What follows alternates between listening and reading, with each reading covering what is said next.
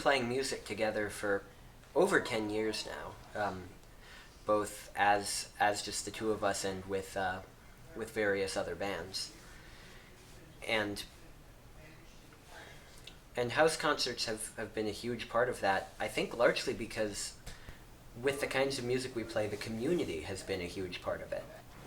The contra dances are, yeah, as Alex said, they're a community event, and they tend, when we're traveling playing music, we do tend to like primarily play for contra dances, and that's sort of because they have a strict schedule of when they happen, right? They're this like regular occurring event, and that's partially why they can be successful, is people just know that there's a contra dance going to happen on this like every second and fourth Saturday in a month, right, at the same place every month. And as touring musicians, we often end up with these like holes in our traveling schedule, and where the dances aren't. Right, where the dances aren't, and there's like, it is a beautiful sort of complementary arrangement, because we also have a whole bunch of music that we want to play that doesn't fit into the contra dance idiom.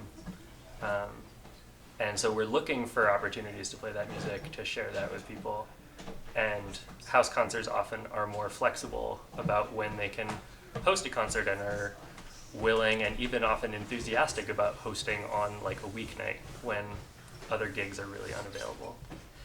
I would say that another cool thing about playing house concerts in this community is that a lot of the people who enjoy traditional music, or who enjoy one form of traditional music or dance, will enjoy others. And so when we play house concerts, there's usually a proportion of people there who play themselves, and that's really remarkable. We've had so many house concerts that just evolve into an open jam session afterwards, or where the entire audience ends up just singing songs with us in the kitchen until 1 or 2 in the morning. It's a really amazing thing.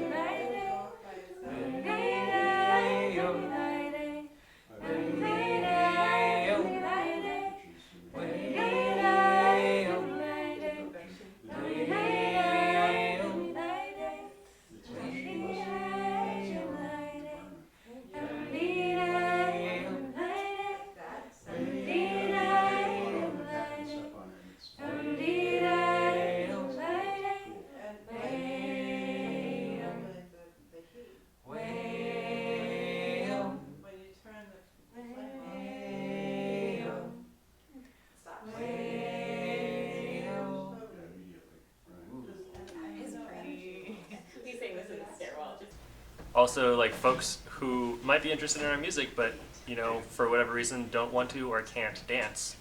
Um, and house concerts often are a way to invite them into that musical space in a way that they can participate.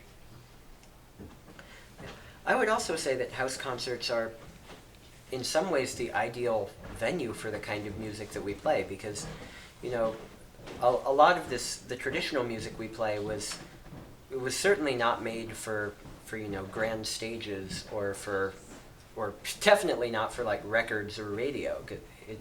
It definitely predates those things, predates the music industry or what have you.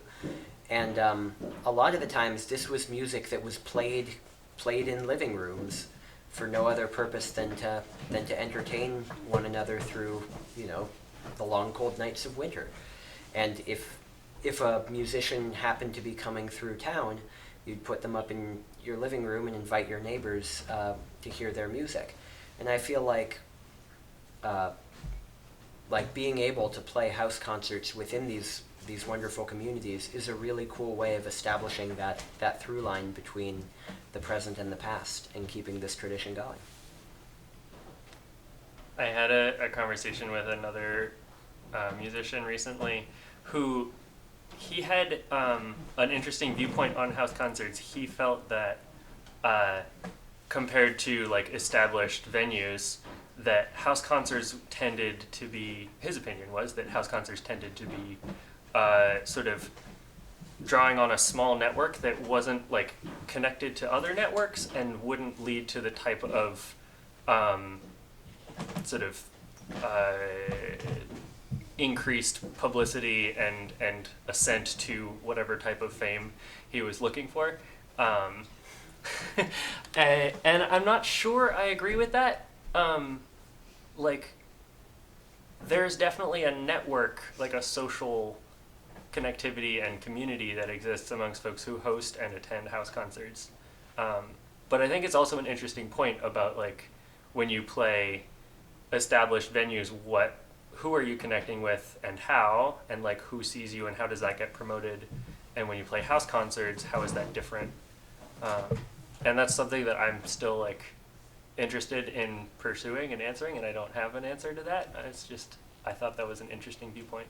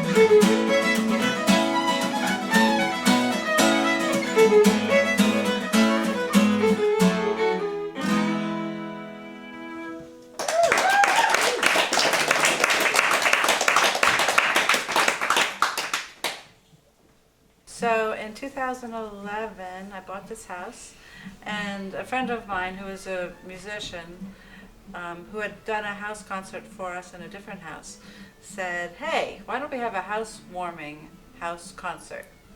And that was the first one. We did several with him, and then I would meet people who were musicians and thought, wow, it would be great to hear your music in my living room.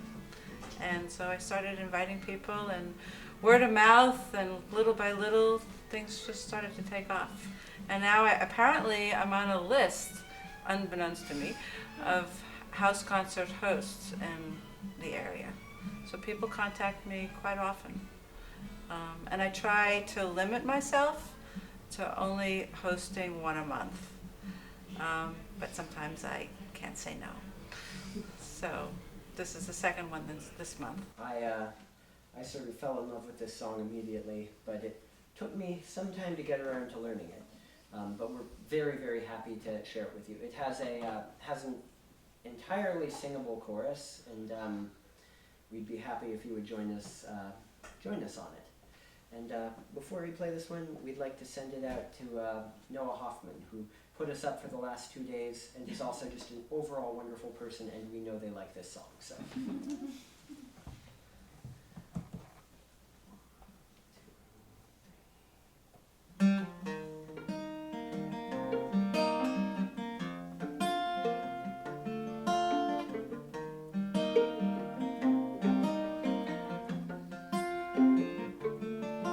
Over glad lives, sometimes sad lives, northeast the clouds are streaming, over joy and over heartache, to the place that glads the heart, over working days and idle, to the land that gives you meaning, back to the friends and family that were never meant to part, all the way, spinning back where touchstone houses drive your fears away, all the way, though circumstance and fortune make you roam, all the way, where familiar sights and smells will dry your tears away. Oh, the sky goes all the way home. So you work to build a life, and you watch your children growing, each new generation just trying to prove its worth. Where your parents told the river ever flowing, past the farm and factory to the land that gave you birth, all the way, spinning back where touchstone houses drive your fears away, all the way, though circumstance and fortune make you roam, all the way, where familiar sights and smells will dry your tears away. Oh, the sky goes all the way home.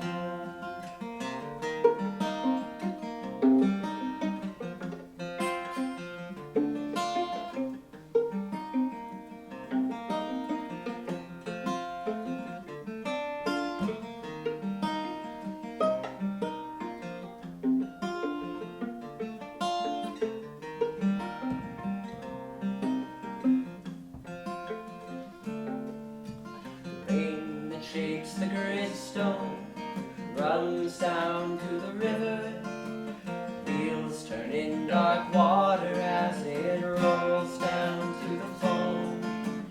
Pausing and look seaward as the elemental giver burns the waters up to heaven, and the clouds are riding home, all the way, spinning where touchstone houses drive your fears away, all the way, though circumstance and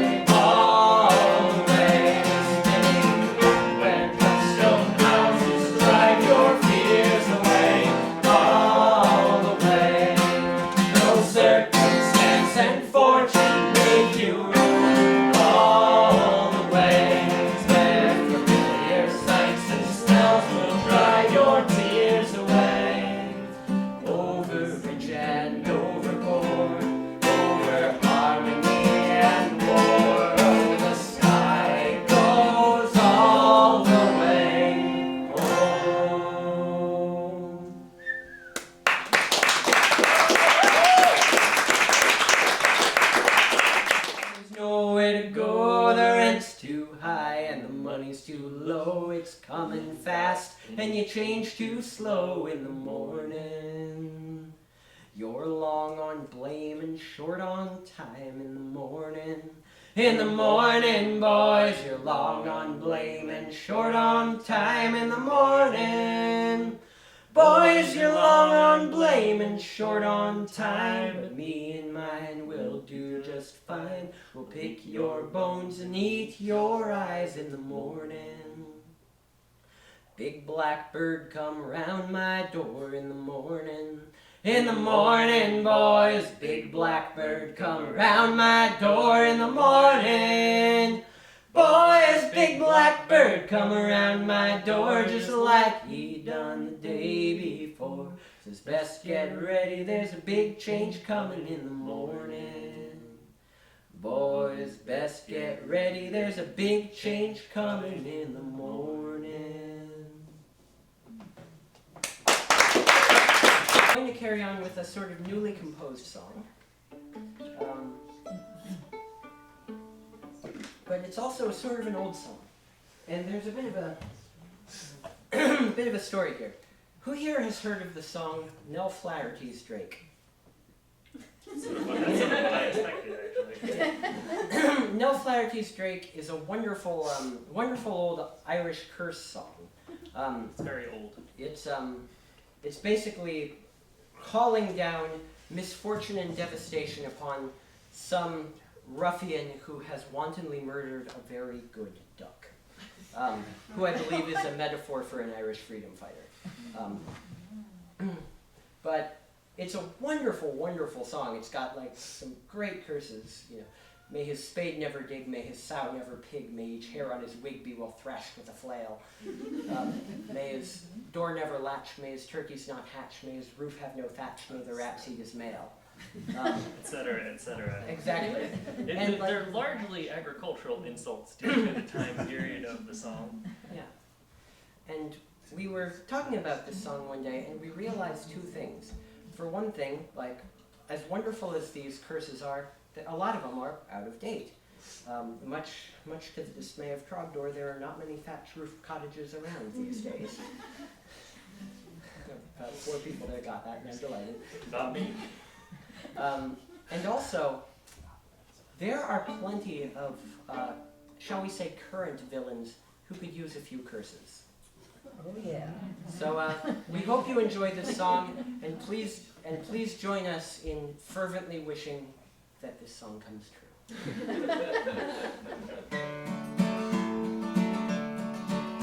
Come folk of this nation and pay great attention to the words that I mention and what I do say. For if you will listen, I'll tell of a villain who over this country too long has held sway. I'll sing of McConnell, that dirty old scoundrel, a thief, cad, and wastrel of highest degree, a cheat and a coward who craves not but power and works every hour against you and me.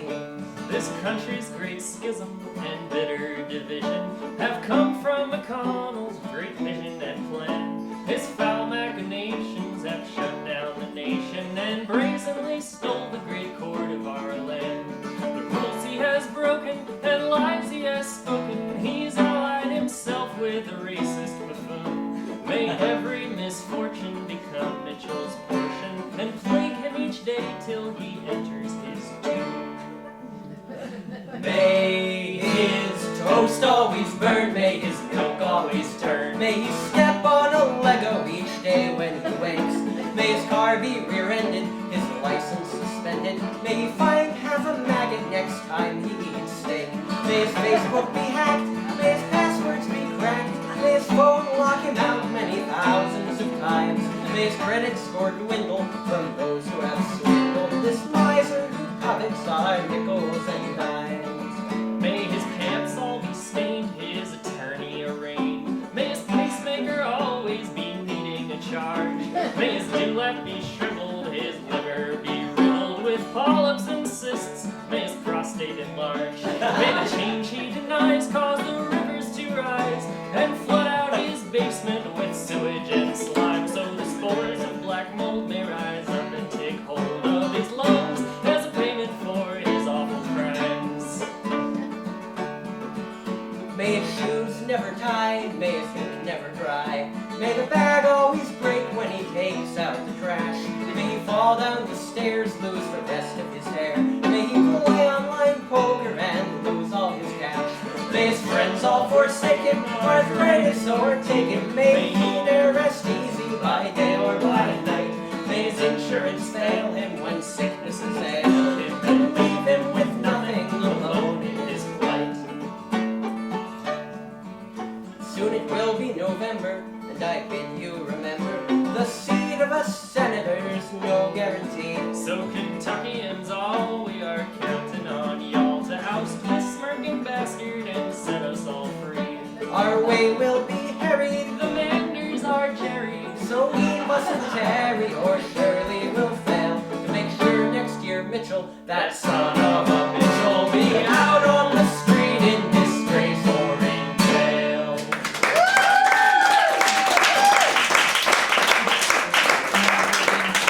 For the host, I get like 2 concerts because they come early, they rehearse. I get to hear them, working out all their music and their sets and everything. We often will share dinner. If they stay over, then I provide dinner and breakfast the next day. So that's really fun. It's really great.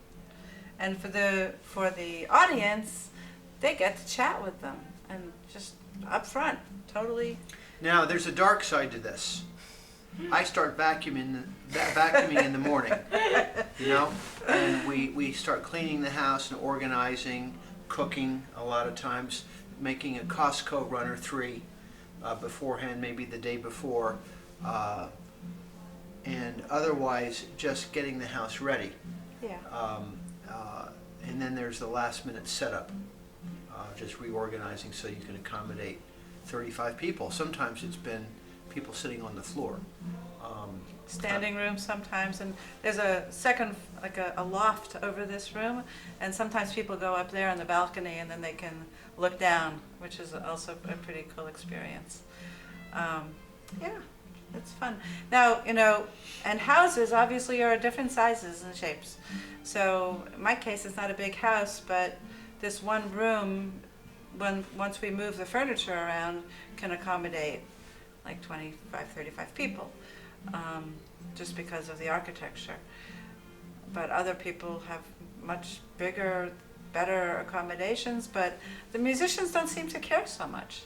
They're just happy to have a place to play. So the guys who are playing tonight are 2 of my really close friends, and I've traveled with them during their tours of playing house concerts and contra dances, and seen different spaces and seen different size audiences, and I would say there is a very big difference actually. Like, there was a concert they played in Berkeley in this huge house, and there were like 12 people. Right. And it doesn't feel good because the energy gets lost. But like here, it's an intimate, cozy space, and even if we have 12 or 30 people, it'll still feel good. Right.